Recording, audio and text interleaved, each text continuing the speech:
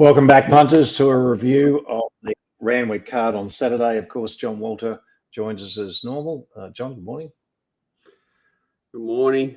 Sorry, I look worse than I normally even look, and probably sound worse than I even do, but we're battling away. It's been a long spring. It has. You're suffering the young child at daycare or kindy, or they bring home all the lurgies. I banish them upstairs as much as possible, but they finally got to me. I think on Thursday they finally corrupted my immune system, but we're battling it. Okay, let's get straight into this card. In terms of track condition, our track speed figures have the main course proper around about a 6.4, and the shoots slightly slower, 6.6, so not far off the official. Interesting day, of course, with the wind there, the headwind slowing down those last sections considerably, thus creating in some of the races a reasonably fast pace shape. But we'll get into that race by race. So we'll start off with the 2-year-old over 1,000 metres, John. That's definitely make that one. That looks better. 1,000 metres. Go away, Darren. Go away, Darren. It's better. Bit of a non-event, this. Well, a couple of runs in the race. I thought Razor's run wasn't too bad. It got held up and was sort of a bit green and sort of all over the place like a drunken sailor. Infatuation too was held up, and probably never really got a lot of clear running. That's that Baker horse, I think, there in the red colours with the black cap. Keen in the run too. Yeah, never got much galloping room, but these are just a sort of I suppose a pretty ordinary, average bunch. Time was all right, but it wasn't like I think these horses have got to improve significantly to go up a level. Yeah, look, I mean, in terms, how do you view the time? I didn't think it was that much good. Above average first section, and they sort of average tempo from about the 600. Okay, I mean, I don't know what you take out. There's all pretty bunched there at the end. Agree, and the only thing, like I was watching it live, I thought this horse Dipsy Doodle was just going to round them up, and I think out here was the hardest place to run on. I just think there was sort of a slot where it's hard to see with maybe inside this line. If you're inside this line, you seem to be able to make a bit of ground, but it was definitely harder to stay in a run wide. Whether that was, I don't know, especially 2-year-olds popping out, running into the headwind, could be the first time they've done that. Certainly would have been an experience, but I just thought as the day played on, even with the fast tempos, it was hard to run on in that wider section. And that was what probably made Razor's run even a little bit better. Yeah, we spoke about that, the wides. I mean, you could sit wide. There was enough evidence to suggest a number of runners there outperforming sitting wide, but you didn't want to be making your run wide from back in the field, really. In those shoot races, though, there was... there's not many tracks you get that where you can sit wide in the run, especially like distance races. It looked like it was even probably okay because you got cover from that wind over the back possibly, but it was usually when it's wide in runs, okay, you can come wider and run on, and it certainly didn't look the case. It was a bit of a funny track. It was pretty good, not too bad, but it was Anyway, the 2-year-old. I think all in all, the track was reasonably fair, except for the shoot races where you had to be within about a length or so of the lead. There was definite on-pace advantage there. Race 2 to highway, solid tempo here, John, and we saw one here, Leather Jacket Lou, sit wide without cover from about the 1400. At a big price too, right? At a big price, didn't get beaten far. Tribute King, Cardiac Arrhythmia, maybe an explanation there as to why it went so bad, beaten, 59 lengths or something. Tell me you didn't fall into Jalmari again. Tell me. Look, I did actually have something on it. Fortunately, I backed a winner as well. But good. I thought Jalmari had its chance in this race. It's a nightmare of a creature. It is. I mean, it was obviously a big riding change. Amy loses to Tyler Schiller, and we all know what happened last time. I suppose the last section in this race was a bit ordinary, and that maybe have flattered the run of Sundeal a little, who was sort of like way off them and ended up getting beaten 5. But Did make ground towards the end, but really only came home his last 200 about 0.2 of a length above standard on our ratings. So I don't think there's much to say about that. Look, the winner's done a fine job. It's now put 3 together. 2100 back to 1600, now back up to 1800. It was you can't knock its form. Pretty good trainer, I think. Like country-wise, Ponsonby's doing a good job with the horses he gets. They're pretty much all cast-offs, and he's done a very good job. And so's this Danny LC. The horses just race well. You know, they just continue to hold their form and race really well. I think they're both really good country stable options for anyone who wants to race horses in them, because they just seem to place them well. And most of their horses race up on speed. They're fit and strong, and they do good jobs. It's there's another. So even look at this horse down the outside in Joel Lass, or it looks like it's going to run into it, and they just seem to all peak. Jalmari a bit similar. It's just once you got out to that 6-7 off, something like that, maybe even a little bit wider, there was a lot of horses with pace advantage that seemed to just be running over the top of them and peaking. But yeah, I think on paper this looked a bit the sort of race where you expected bunch margins, and pretty much got them. Okay, there's not much to talk about there, I suppose. No. Is there really? I'd be careful. I think it was the run of the race, that leather jacket, Lou, but just on this day in particular, sitting wide with no cover, even though it was 9 lengths above average to the 600, which is normally a death sentence. For whatever reason, it wasn't that bad on, so I'd just be careful overplaying it. Yes. Yeah, you can have it. Okay, race 3, the Midway. Look, a fast tempo early and then solid by the time they got to the 600. We saw Liberty Sun, one of the roughies in the race, get the job done. I suppose it was a bit of all these top 4 overperformed really their expectation. Tri-State was very easy in the market and had a few things against it, I suppose, from a setup point of view. I know one on Wednesday with 64, but it sort of had a few things go its way. These trainers are running horses. Look at it pulling its head off here too, Tri-State. But 64 kilos, the rules are pretty tough impost to overcome.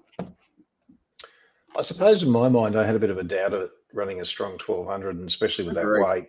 And that's why I was sort of a bit against it. I did have it well in there. But and in the weight, exactly. It was like a tipping factor, wasn't it? Yeah, it put me off backing it. I ended up having a small bet on Shopmaker in the race, who was a total forgive, I suppose. It was galloped on and back of both Hocks and off hind. Eyewitness pulled up, slow recovery, miss redouble, cardiac arrhythmia, gave me you, had an injury to the near 4 tendon, which required treatment and bandaging. And then there were a couple of horses, I suppose, in the race that got held up a touch as well. Super Bright and I See Things, but I don't know what we make of this race. Putrid. It was full of horses that struggle at a strong 1200, I thought. Like on paper, it was as far as they want. And again, bunch margins, just yuck. It was just yuck. I think the only horse I thought was interesting, because Matt Smith was really bullish that it wasn't ready to go, was a Stero. Sort of poked along okay up the inside, but again, it had pretty much every chance, and fitness is the only reason you could be super forgiving of it. But it's a pretty foxy race, I think. Yes. Yeah, not one. I'd rather be negative on most of these horses than positive, and it's hard to be negative on even the winner. It sort of missed the kick a little bit. It was wide, no cover from again for most of the part of the race. Did things wrong in the straight and held them off. So I don't want to be too nasty towards it, but the horses that had the softer runs behind, like Super Bright, even though it was held up, they're the ones that I'd probably be wanting to find a reason to bet around them at their next few starts if things line up. Okay, well, we can probably move on to the mile 78 there. Fast tempo here. And we saw Mahogany get the job done. Willinga Ruffio just used too much, really, I think, in the run, and did a pretty good job, really, being beaten 1 1/4 off going so hard there in front. He's got to sort that out, hasn't he? Because he's obviously got an engine, this horse, but he's definitely not doing himself any favours at the moment. Kermanding, they say, might have got the tongue over it a bit, and so I suppose it's probably choked down. Maybe forgive it, but it was second up after a very long spell, which is not something I like. And it was a good run too, first up, wasn't it? It was like a really good run through the line. So it's not surprising that run hurt it. It was in the absolute perfect spot there today, dragged out of the race. Yeah, I think it's definitely a horse to be wary of. It's obviously got issues or something, but it's got an engine commanding. If it can certainly like turn the tape, it can make this run look silly easily. Yes, well, it'll be interesting to see what they do with gear changes on it next time out, if any. Wasn't much of a ride either. Like, see where he took off. It was weird. It was. I know it was beaten out of sight anyway. Probably didn't make much difference, but it's like the definition of a forgive run for me. Maybe a tongue tie for it. Yep. The winner's absolutely flying, completely perfectly set up. Tempo absolutely perfect to suit. Missed the kick a little bit, but settled in that just perfect run. The only thing it was, again, like you see this horse, for me, it's entitled to put 3 on him with the run it had and everything. And you can see it just absolutely gutted and peaked on its run late. And I think, again, that's just another sign to me that where it's made its run was in superior ground or inferior ground. And the horses that had much tougher runs back towards the inside of it seemed to be kicking back late. And I think that's probably a sign of just a bit tougher to run on out in this spot. And did a good job, but it couldn't have had anything more go its way apart from the track conditions potentially. Okay, well, let's move on to race 5. Did you find? Okay, I had an argument. Well, not an argument. I think we both loved the run of this horse first up. Then second up, it looked like Tom Berenger shot it with a gun at about the 200-metre mark after it had a really nice run. And McDonald got off it. And I was actually really keen to listen to what he said. And they interviewed him in one of those things, which is good. You know, when they grab him after the race, I do love listening to those things. And he said, "Oh, listen, went really well first. I was listening. Just sort of forgive it today. It can improve." And I'm like, far out. And I watched the replay about 10 times. And a bloke that we both know, actually, who wins the $100 thing. I've given that away. I shouldn't have said that. But potentially wins the question of the week this week. He found it on Saturday. And I said, well, what did you do with the last run? And he's big on forgiving horses. And I just couldn't off how poorly I thought it went second up. And I just wanted a better price on Saturday. But it's a bit like that commanding, wasn't it? It's a horse that went so well first up that you wanted to find it and be forgiving of it. And did you, is my question. Best result of the day. Oh, there you go. I thought basically the key for it was the 7-day backup. Yeah, and I rated it off its Eagle Farm run. When it did the same thing last prep, and that's exactly the answer he gave me. And I just wanted to see more, and probably Reggie was the tipping point too. If it wasn't Reggie and it was James again, I would have been, I probably would have just been happy to play. But it was a very good win, and this horse is definitely a talented horse because it's like this is one of the most evenly run races of the day. Obviously, he's back there, third, fourth, last. Purple Sector is not a horse that wins out of turn, but a good effort to give him quite a big start with conditions to suit him and run him down. Ran pretty slick sectionals. The key was the backup and stage of preparation. Yep. For me, Big Boy Roy has to trial before it races again. His Wallace horses, I thought, were quite disappointing on the day overall. I thought a lot of his horses were quite average. How about the run of Bonniers or J. What about the ride? What about the ride? What was he doing? Well, typical resumption run. I mean, I suppose it indicates that the horse has come back well, but it needs a lot longer in trip. Where's he trying to go? Like, what was he trying to do? Anyway, it'll need a few runs. There's a few sucky horses in this race, like Yee and things that they're hard to catch, aren't they? Whereas Bonniers, like you said, I think it's a horse that's very, very genuine and it'll find a race in its next couple of starts. These horses have been around for a while. It's only third up, wasn't it, Dimel? So interesting. I don't know what to do with it next start because, like you say, he's definitely sort of looks like he's targeted this race or peaked it nicely there. What he does going forward will be interesting. I'd like to see it run again next week. 7-7. Is that? Would you actually think that's a positive, or are you being smart and think you gap it next week? I think we'll have to wait and see what they do with the horse. Yeah. Oh, you just led me there. I had to ask. Yeah, did a reasonable job, didn't it? 2300 back to 1600 in that run. Yeah, he's just a funny horse, okay. and like they do very well. The horse in his stable off those shortish breaks, don't they? Like the sort of 50 to 90 day breaks, he seems to be very good at presenting them well fresh. But he looked like could be anything earlier in the prep and just hasn't gone on with it. I don't really know what to do with it. Even like horses, this War Eternal, there's just so many horses. Been a bit disappointing, a few of these horses, and yeah, I'm not super excited about that form. I just know that these sort of horses are going to line up against each other frequently for the next month or two. Yes. Okay. Well, let's move on to another reasonably good result for me, but unfortunately, I Did you have it leading? I didn't. I can't believe this horse led. I can't believe Blake Shin gave him. And this is my only criticism. Shin's flying, right? Absolutely flying. But I'd say that he's a very similar jockey to, say, Aaron Bullock, and that he doesn't really like leading. He loves stalking, and I think he did his horse a disservice here, not at least trying to make Cote work. And like they've run fast time in front anyway, so he probably would have killed himself getting there. But yeah, that's my only criticism of Blake Shin is at the start. He loves finding that stalking position, and sometimes he just maybe goes about it the wrong way. But once it led, Jesus Christ, you must have been excited. You probably had. I didn't think it'd get there that easy.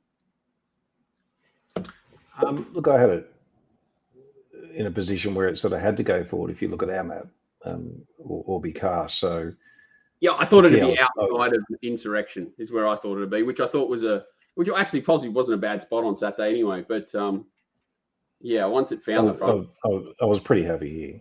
Yeah, I actually backed myself for the Russian. What's it called? Why don't I know the name of this horse? Dashing Legend. I just thought it would end up. I just thought the two of them would pair off and it'd sit behind, and unfortunately got a bit keen or whatever. I think it's a nice horse, this horse, Dashing Legend. I think it's had enough this prep, but I think it's a nice horse. I think there's some good races in it. I don't know what the hell to do with the winner because it's got such an engine, but it's overdoing things too. It's getting away with it at the moment, or I think it's going to run out into trouble soon. I think it's going to run out of races of this quality where it can bully them a bit pretty soon. But if it works out how to settle, then definitely not. Then it's definitely got far more upside than these horses. Okay, well let's move on to the race. You don't care because you've got your result. You don't care. You don't care. I do. Always thinking about the future. And I still can't get over the Hawkesbury race where it pulled the shoe 30 minutes before the race. Holy crap. Mate, the time-honoured Calendar Presnell. Calendar Presnell, ex-Stan Fox, and we have Golden Mile as the winner. Thank God it got the job done. I ended up backing it for something, but it got to like 280, 290 Betfair, did it, or something like that? I don't know what the corporate got to. I think I took Best Hope. What did it pay? Was it firmed up a little bit late, didn't it? It was like 240, something like 250 maybe. But it was it looked like it was going to go north of $3 for. No, it wasn't Tate. I was thinking of that other thing in Melbourne. Well, I'd have to just double check what I got here. No, yeah, I was surprised that because it was like 180, 175 in the morning, wasn't it? I thought you might get evens, but I was very surprised that maybe 10 to 15 minutes prior to the race, there was a really strong push for about half a dozen runners around it, and it started to sort of get right out. Yeah, just the definition of the best placed horse in the world, with absolutely everything going perfectly for it, apart from again the track conditions possibly, and 600,000 jumping in. Too good. I think all these horses are cooked. Right. Okay. Where's my? A lot more love probably, but I can't see it having much more upside this prep. I think the horse that sits outside leading, he's got a future. Token Capitalist. I think it's got a future. Sorry. 245. I took late. Yeah. Okay. Yeah. So it was a significant blow, wasn't it? Really, but yeah, I just think all these horses, it's just better than them. I think he's probably at the end of his prep too. This second horse, Communist, is an interesting one. I think it's been gone for 3 runs and keeps running really well. Next time in, it could be a very good horse too. And as I said, that one back on the fence there, Token Capital, is sitting outside the lead. I know it gets beat 7 lengths here, but I think it's got a future. Bagunda sort of just pulled its head off, didn't it? I mean, the blinkers obviously didn't work for it. Well, I found it, and then I was silly enough or not silly enough. I talked to Josh, and he worked at Tuesday with the blinkers, and really, like it's a very, not a pearl, but it's something to be really wary of. And you know, sometimes too much information is not good, because I think what happens with those horses when they're a bit cooked after that it come off that heavy 20 run, the last race of that day, and sometimes that you put blinkers on them or they work really well. I found, and that's I'm probably got more access to that than most. Talking to the guys, when they work really well after a taxing run, sometimes that's a bad sign. It's a sign that the horse is just fried and they just want to get everything done with, and it can confuse them because it feels like they work well, but they're not under real pressure. When they go to the races, they do what Bagunda did, and they just completely cooked, and they put in this mad like that. I think it's probably Mark Lambon. I don't know who was the first person to say lawnmower run, but that's exactly what it is. They go like a lawnmower for half the race, and I think it might have been Bjorn in a stewards inquiry. It could have been. I think he uses it a lot in there. Well, every time he puts Rachel on, he's a chance of getting a lawnmower. But yeah, I think I made the mistake of probably overconfidence after I'd spoken to him. It was weird because I already wanted to find the horse with blinkers on. I just think it's a better horse than what it's shown. But I think that run last start's obviously gutted it, and the addition of blinkers. I think when the horse is on the edge of had enough and you put blinkers on them, something like this can happen quite often, because you don't see Gay making mistakes like this with horses. When she puts blinkers on, it's usually a strong positive, and this horse was just too bad to be true. A few other things to talk about in the race. Brosnan, total forgive for mine, just can't handle any sort of ground. We've cut in it, needs a firm track or much firmer track. Flag of Honor bled, so it's out for 3 months. That makes sense. Monastery Lane, 2 out of 5. A lot more love, who got chopped right out near the home turn there. Its run was actually not bad considering. I think it's probably the one on the up, like not on the up, but it's been racing, had the soft runs and conservative. They've looked after it, trial between runs. It's the one that can probably continue on from this race, I think, with the most confidence. I doubt you will see Golden Mile again this prep. I doubt that we'll see Communist again this prep, unless there's another race for 27 million this week. Well, hang on, they might. Will they run in what's this race next week? Golden Eagle? 2 weeks? Golden Eagle. Well, Golden Mile running it? I don't know. Week after. Don't know. Probably should know that. I think it's had enough. It basically held its rating out of the Caulfield Guineas for mine. It did. That's actually a good question that I probably should have asked as well. That's very interesting. Just held it, didn't improve. And to the number it sort of did in the Rose. It had every possible. In the Rose, it went better in the Caulfield Guineas slightly. So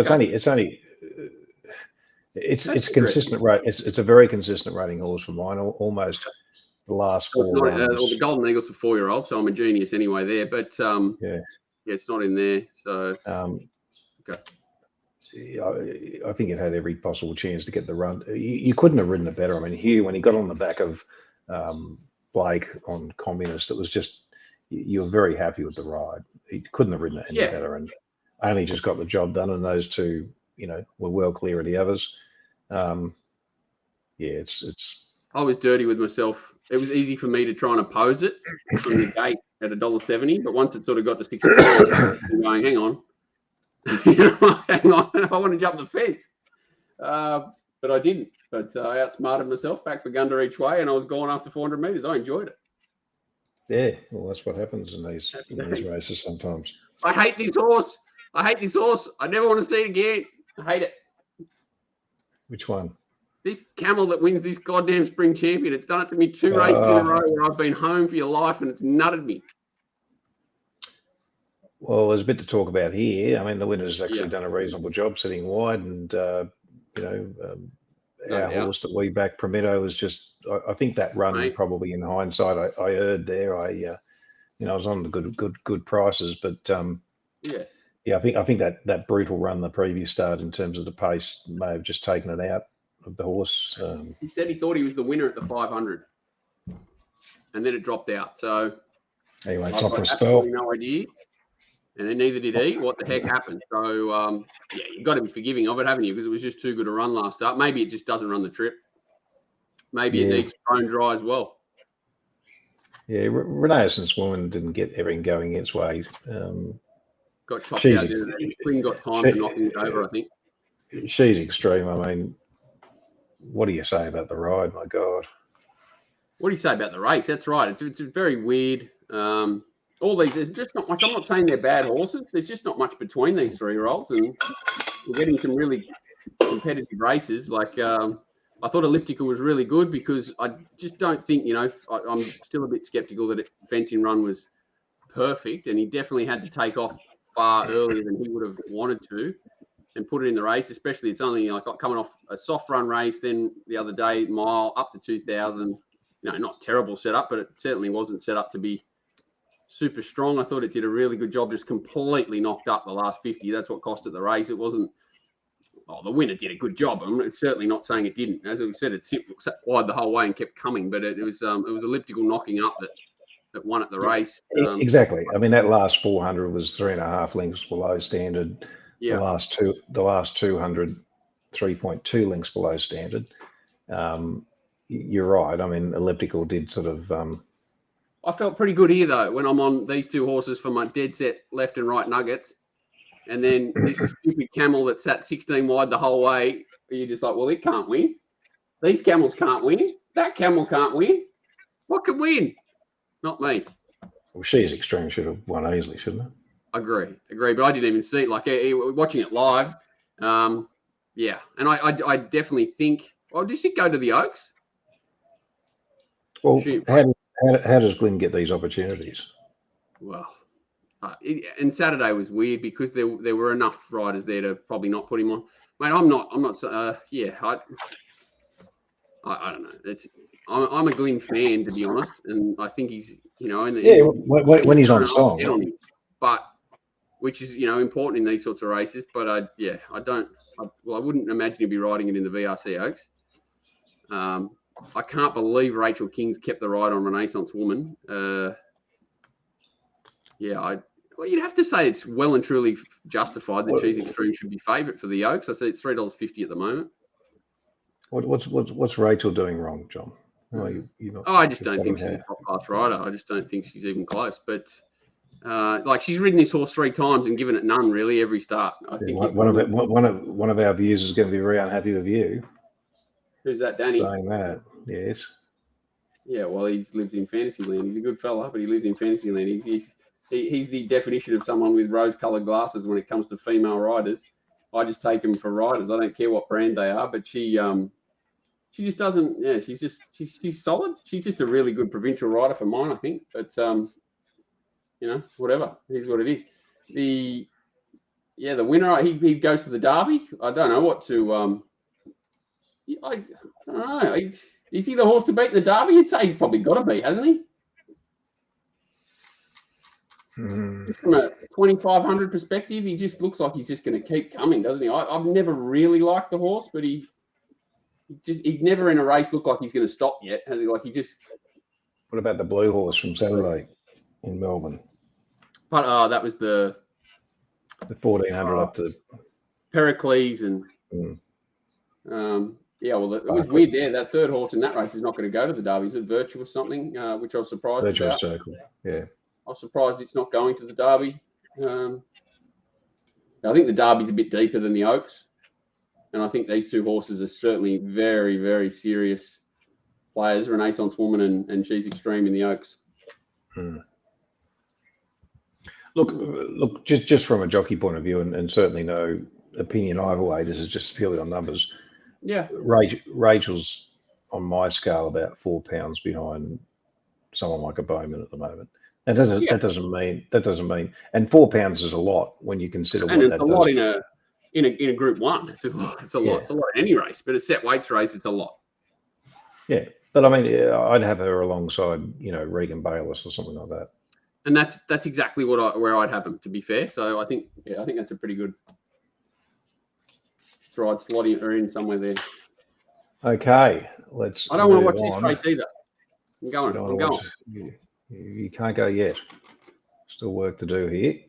Okay, let's get on to race 9, the invitation, and solid tempo here. $2 million race, Paul. $2 million. So it's not a $2 million race, is it? Come on.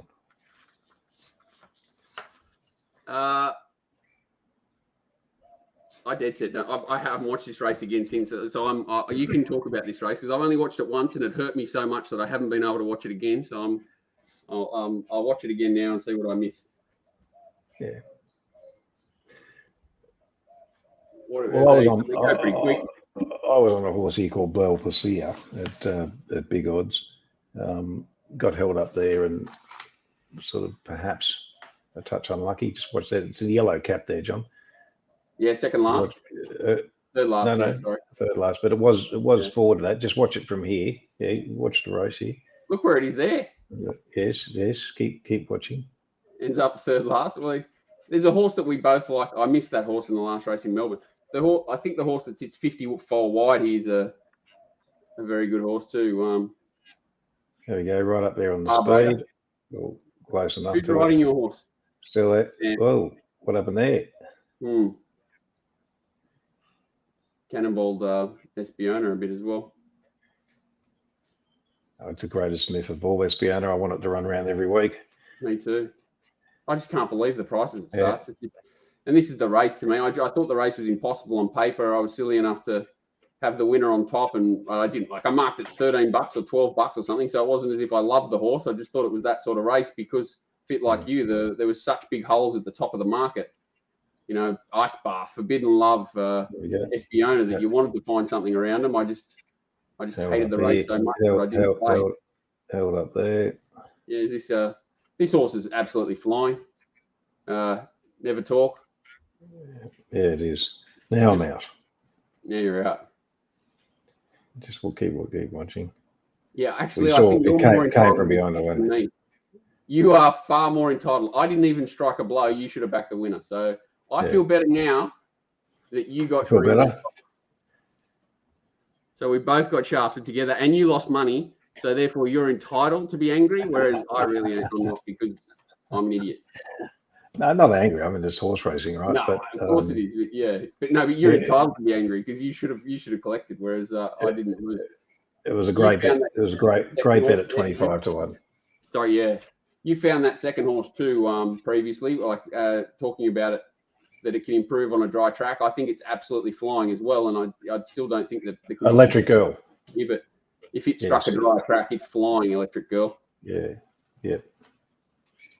And Never Talk, of course, was one of our horses to follow, but I don't know if it was that well suited in that race. But anyway, still running. Absolutely, the worst race possible, but it's a bit like the horse in the last that I'm sure we're going to talk about, that it's just going so well that you and the price was so big, it was hard to say no. But it's I don't think 1400's its go. I think it's a 1200 meter horse, and it's just flying, and probably a level below these, it would have been an arrogant winner somewhere. But hard to avoid $2 million races, isn't it? Especially with a filly and mare and that's in form.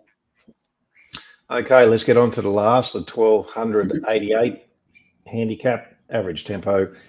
You and I, John, both a bit sick here. I'm going to get it out of the way. We're talking about Samoot. He's a great rider in many ways, in many respects, but he handles these wide gates so aggressively. So instead of waiting to see how the speed unfolds in the race and where he could possibly be, from these wide draws, he just seems so desperate to find cover that he has no other intention than to drag the horse back to where he knows he's going to get cover. And usually that's, 5, 6, 7 lengths further back than he has to be. And it's not as if this day you had to find cover, did you? So he could have easily been on the back of this horse here. What is that horse? So what horse is it? Oh, it's 4 Home 2 or something. So it's not even an ideal horse, but it doesn't matter. He could have been 3, 4 lengths closer in front of this horse of David Payne's without spending any more petrol. And instead, he's back here over racing another 3, 4 lengths further back than he should be. He should get speed here. where Wisdom of Water is, and I think he wins the race by 2-3 lengths if he does. If he doesn't, aggressively restrain the horse. I'd be happy for him to win by 2 centimeters. Yeah, but I'm saying he completely cost the horse the race here, and I just find that for such a high class rider, he has that tendency to be over aggressive. He's made ground in the place that I repetitively sort of said today is nearly impossible to. I think it was the run of the day, and I think the horse can win a group race. Down the straight or something, I think it could win a group. I think the horse is like a very, very good horse, and it obviously had issues last preparation with feet or whatever it was. It was really impressive one day at Canterbury. Then something went wrong, and its runs back this prep have all been, the first up run was a complete forgive, and then second up went like a rocket. Maybe everyone thought it's a wet tracker and it had things to suit there, but I think this horse is a much, much better horse than these horses. Okay, well, let's talk about horses to follow, John. I think any horse but Samoot. I think Samoot's a horse to follow. Yeah, I think it's a very good one. I've only got 2, Samoot, and that race. Now to race 4, Willinga Ruffio. Yeah, what do you say with it? Up in trip, back in trip. What sort of race do you want to find it in? I think up in trip is probably my preference, or at least. I'd love to see a senior rider go on it too. Yeah, look at the horse. If he could be rated a little bit better, then I think he gets away with it. But yeah, his benchmark so low now for his ability. I just think the senior rider would be much more beneficial to him than the 1.5 kilos. And I'm not saying the jockeys have done anything wrong with it. I just think this horse just needs a little bit of help at the moment. Tyler's been its only rider, so we can't knock what he's done. He's won 3 races, out of 6 runs on it. So, and placed a couple of times, I think, from memory, or at least once. Look, I just think it was overused early, and could do better. It's just got such an engine, you can see it. I've got heaps that are not probably this prep. I think horses to follow next prep, Communist. Let's not talk about next prep. Let's just talk about now. To follow, you got to put them down because I think they're the end of the car. I think they're going to. You won't see them again now. Okay, put them down. Communist and Token Capitalist next prep. This prep, I think Sharp and Smart will run well in the Derby. I think they're the right horses. She's Extreme and Renaissance Woman for the Oaks, but I not betting at all. I think Manzois will go very close in the AJC Derby. I'm going 6 months ahead now. Never Talk in the right race is ready to win. Electric Girl in the right race is ready to win. Both need firmer tracks, I think. Never Talk not as much, but 1,200 for it. And I think Samoot will be very hard to not place to win next start. I think it'll just about win wherever it goes. Okay, let's talk about questions this week. Of course, before we do, Punters, TopSport, our sponsor. If you don't have an account, make sure you do get one. Look, they do still bet you a fair bet. I had a bet with Tristan on Saturday, or just one in particular. I think I backed late and had a couple of thousand on it, I think, of $1,500 or $2,000. And he took the bet late. We're talking a few minutes to go. So that was over the NBL. So they still, are aggressive late. And we'll take punters on. And so if you don't have an account, make sure you get one. Contact TopSport or Tristan there, one of the team. They'll help you out. Okay, pretty light on questions this week. So after last week's special guest, because we had a good feedback from Anthony Jupp being on the show. Yeah, it was good, wasn't it? He did an excellent job. So it was really impressive. Very nice. He's so easy to relate to, Juppy, and he wears his heart on his sleeve. He's passionate about the game. He just wants the game to thrive. He's a bookmaker, but he's also a punter.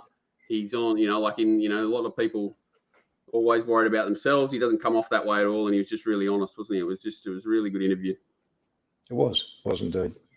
Okay, first one here is from Caulfield Racing Tragic. Do the 3-year-olds in WA rate compared to the Eastern States? Look, general rule, WA form's going to be weaker, but it's on a case-by-case basis. So you are going to get 3-year-olds that rate up there and also better than some of the Eastern States 3-year-olds. But as a general rule, they do rate down. So I think that's all we can I really wonder say if about that that. question was meant for like Amelia's Jewel. I'm assuming it was, you know, a closet question to say whether Amelia's Jewel will measure up when she comes east, which I'm sure she will at some point. Geez, I love her. Oh, Yeah, I love that horse. Oh yeah, I mean, there's no doubt that was a decent win. I actually backed the other one, Snow Dome, which I thought. So you were happy when that horse ran off the track and let Amelia's Jewel out from 3 back the fence and then ran off on the turn and she just. Let's just not talk about it. Let's just not talk about it. But look, no, Amelia's Jewel's definitely got talent for sure, and you know, can certainly. Their best horses can certainly travel, can't they? The best ones can. The best ones can. But I suppose as a general rule, they're a bit below. They're a bit like Adelaide or something like that. I'm assuming something. Yeah. Probably have to say a bit weaker. Okay. As a general rule. Cool. Okay, so Les has asked this week, what's your take on the better promotions, opening promotions, Act of Genius or Idea landed wrong?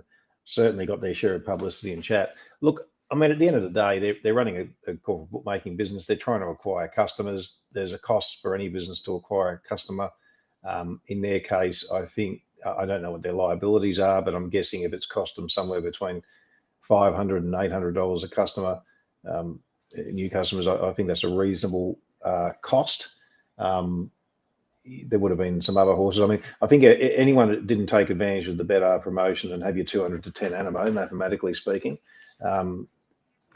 you didn't, John? Come on. I forgot. I didn't realise you had to, like, when you get it in, I just hadn't even done anything. I'm an idiot. That's leaving 200 on the ground and you refuse to pick it up. That's not like you at all. Exactly. I don't know what it is. And the now I'm on Deauville Legend. I took the 100s so it probably won't start. Well, what you do is you get to give a few, mates. You cover the main chances in there, and even if you cover the first two and go for a monkey each. I know there's been a lot of say you've got the wife and grandmother and grandfather or whatever. I reckon there's a lot of accounts been opened for just for this promotion. I think the key to their promotion is active clients is what they need at this time of the year. And the way you have active clients is if they've got money in their account. So even if I think they would have been cheering for Animo. It might have cost them, 5 to 10 million. And I know they're facing potential penalties for incentivizing clients to bet with them or whatever the wrong way, which is a different argument. But I think it's a great promotion. I don't know, like the sporting side of it. I don't really understand that. It's 12 months away. Hang on. You're offering 20 to 1 the 6 to 4 favourite in the Cox Plate. $10, and that's the client you want, right? It doesn't matter. Yeah, I know, but that's the client you want. That's all they're doing is targeting a certain, like you're gonna put your $10 in there. You're gonna take the 200 out. Mm-hmm. You're probably gonna take it out, right? Because no. Well, I don't know what you're gonna do. They're not looking for you. No, they're obviously they're not. But that's not the point. The point is, I would say, how many? I think it would have cost them more in tax than it'll cost them in what they lose on the race that people actually would draw. At the end of the day, it's a marketing promotion. That's all it is. We all know that. And they want active clients now. And that's not easy to do against Sportsbet. It's not easy to claw people off some of these people. They're so well looked after. And you have to be radical. Like as I said, if they'd have put up $5, they wouldn't have got it. They had to put it. Like I actually thought it was 100. So I didn't realise that Animo was 20s as well. But I love 2,100. Yeah, that would have been nice. I would have probably got excited for that myself. But I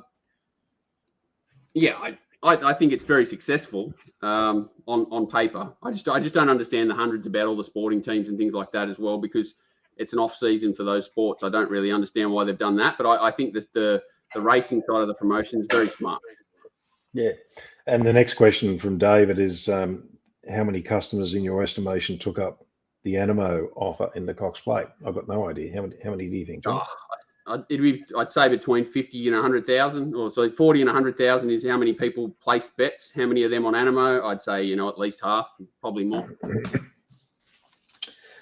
Okay, next one from Combat Betting. could you ever see the Cox Plate being overtaken as Australia's premier weight for age middle distance race? As well as the track seemed to play on the Saturday, it usually plays far worse, and we should expect some regression. Do you think that there is a chance in 5 to 10 years something else rises up to the challenge to challenge the Cox Plate? Look, I think the big thing with the Cox Plate is that amphitheatre, the build up, the crowd, the way they get engaged, the way the pressure goes on the race, from about the school. That's all part of the culture, isn't it? All part of the race. Yep. It's always been a great race for mine. I mean, just purely from a racing point of view, from a theatre point of view. Is there another weight for age race, John, that can do that, do you think? Oh, I'm a bit like you. Like, I don't care where you bet. Like Caston and Race 7s is the bet that's up on my screen at the moment, and it means the same to me as the Cox Plate. It's obviously easy to get on for more at the Cox Plate, especially these days, and that's probably to people that are a bit more serious is the upside to it. But other than that, it's just. But for me, the theatre exactly. It's the race that I'm happy to engage in from a purely racing purist perspective. Nothing to do with betting. It's something I love trying to work the race out because that there's going to be pressure on. The track's got those funny characteristics. You hear the crowd go berserk at the start, and it's not as if they're 600 meters away. They're on top of the track. It's like you said, it's just completely unique.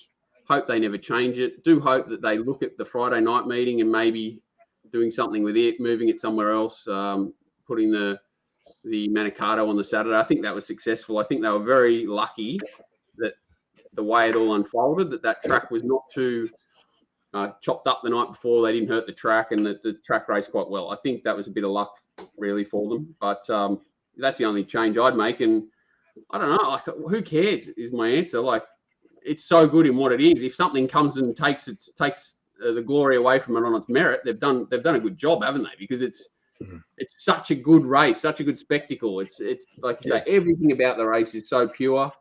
I don't know why they got rid of Darryl Braithwaite. That was probably my only other critical thing. That him singing, one of the great things, one of the great lead-ups, they all go berserk, and it gets the crowd even more G'd up and ready to go. But like, if something trumps the Cox Plate, they're doing something really positive for mine, and I won't knock that. Okay, let's get on to the question of the week. Can't believe this bloke. He's got unlimited, and we're giving him another 100. That's all right. He's a good man. Personally, I pay less attention to the SP profile of lightly raced and younger horses, as there is simply more unknown in these horses. Do you agree with this approach? That's the first part of the question. In light of that, how do you handle a market move for a horse like Pericles moving forward? His run at Randwick was very good, but the market support on Saturday was pretty incredible given the step up from 1,400 to 2,000 metres in his third start as a 3-year-old on a soft, heavy ground. He goes into the Derby this weekend with a much better setup than Saturday, meeting many of the same runners. If that market support is to be believed and replicated this coming weekend, he looks very likely to start shorter, at least shorter than Berkeley Square. So the question is, how do you handle a move like that, meaning a betting move? Michael, look, I actually disagree with your approach when it comes to SPs on lightly raced horses or younger horses. I think the SP means more to a baby or one of the babies, 2-year-olds, maybe early 3-year-olds, than what it does to older horses. This is my personal opinion. I think I'm not going to say anything more. That's just your opinion. I understand if you don't, because that is a bit of a radical to the. I understand Michael's opinion would probably be more popular than yours. I do a lot of things wrong, John. No, so I'm not saying wrong. I'm just asking you whether you wanted to elaborate on it. If you don't, I understand, because it is something that's going against the grain. And if you've got a reason for it, I wouldn't give it up either. So that's fair enough. There's obviously reasons why I think things. Yeah. But that's as cool. I said, I'm even say that. wrong. It's good. I think it's healthy to say that. Yeah, so I disagree. Yep. But as far as the run of the horse, well, it's a great run. I mean, I was against it. I was against the setup, I suppose. And 100%. obviously, James Cummings is a tremendous trainer and knows how to place his horse as well. But the 1,400 to 2,000 metres in that situation, coming off that previous race, it didn't have the rating for mine. It would have had to improve far too much for me to warrant it anywhere near the market position that it was, or the rank that it was, and price. So I bet up in the race. I backed Berkeley Square and Vitreous Circle, and I think that was the horse I backed best tote. How are you feeling at the 400? 280 and 650 to Vitreous Circle. I was a bit worried. But and that's the thing. You were probably a little bit wrong, but I was wrong. I backed two horses. They run 1-2, but I think that obviously the horse. The setup was right there. You were right. The setup's what cost the horse the win. Like I think if Pericles is, it's an impossible question to answer. It's first prep, third run. The other horses are seasoned. It had so much against it, but it's it's a serious horse of the future. I'm amazed that he says he's going to back it up in the Derby. I don't think I've ever seen any horse with a preparation like this head into a Derby. What has this gone? 1,400, 1,400, 2,000, 2,500. I don't think I've ever seen a horse do that in the Derby that I can remember. Look, I just can't remember, to be honest, John. But what I'm saying, like, especially from Michael's point of view, what does the market do with that? Because the market loves history, and while they also love SPs, what do you do with the horse having its fourth run on a backup that's gone from 1,400 to 2,000, and it was a heavy 27 1,400 to a 2,000, so it's had two taxing runs in a row potentially. They're now going up 500 meters in distance. Everyone's got to have. I'd have similar reservations to what you did and I did this week. If it was $10 on Saturday, I would have backed it. When I saw the money coming for it, I was like, this thing's going to run well. There's no doubt. But it was still hard to justify the extreme move. What is I think everyone was right. The people who backed it were right. You were right for betting against it. And this is just a very, very good horse. And whether we see it this time or next, I'm not sure. Do we have a what's the market there, John? I think Pericles is like $11, which I was surprised about, to be honest.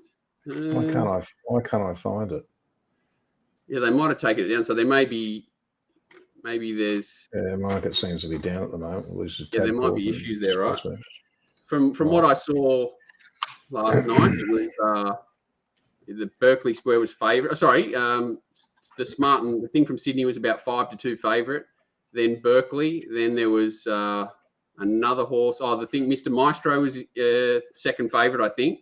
Then Berkeley, and then it was like $10, $11. Pericles, the horse that Nash carved on Saturday, Bernardino. Is there another horse, Miramosa or something like that? They were around. You have to talk about that one. Chalet. What was he doing? What was he doing? Like, I'm sure you guys will talk about it, but it's one of the worst rides I thought his ride from Chalet was pretty bad, but that one was I'm talking about Chalet. Chalet was horrific. And then you watch the ride on his horse Bernardino or something. He like parks in behind the leader and tries to go for an inside run for like 800 meters instead of trying to come just around it and go. There was a couple of unexplainable. Even Sleepy Nash can do some crazy stuff, but on Saturday he was at his best.